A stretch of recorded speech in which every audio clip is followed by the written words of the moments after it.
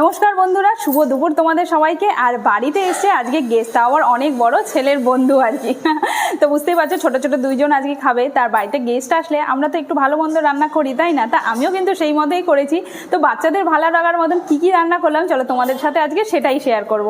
তো এখানে দেখে নাও, অনেকগুলো ঢাকা পদ আছে। তো একটা একটা করে আমি বলবো সঞ্জয়কে দেখানোর জন্য। তো সবার প্রথমে যেটা দেখাবো সেটা হচ্ছে এইখানে এটা করেছি হচ্ছে একদম ছোলার ডাল ঘন করে, যা মানে একটু নুন মিষ্টি ঝাল তিনটেই দিয়েছি। তো তিনটে দিয়ে একটু করেছি ছোলার ডাল।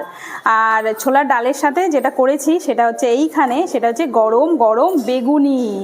দেখতে পাচ্ছ, একদম গরম গরম বেগুনি করা হয়েছে। আর তার সাথে এখানে মেন খাবারে কি করলাম চলো সেটা দেখাই।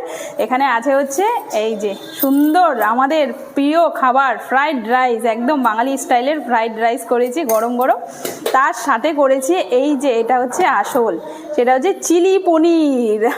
বাচ্চারা জানোই যে কোনো চিলি চিকেন, চিলি চাউমিন, মানে চাউমিন, চিলি পনির, চিলি চিকেন এগুলো খেতে কত ভালোবাসে। তাই ভাবলাম চলো ওদের একটা পছন্দের করি। সব শেষে বলবো না, তার সাথে আছে হচ্ছে এখানটায় একটু দেখাবো।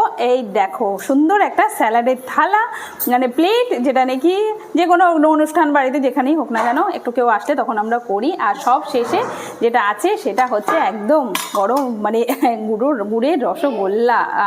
শেষ পাতে একটু মিষ্টি হবে না তাই হয়, চাটনি করতাম, কিন্তু জানোই তো বাচ্চারা চাটনি মিষ্টি খেতে চায় না, মানে ওইটা, ওই জন্য তার জন্য করিনি। চলো আজকের জন্য এখানেই, নমস্কার।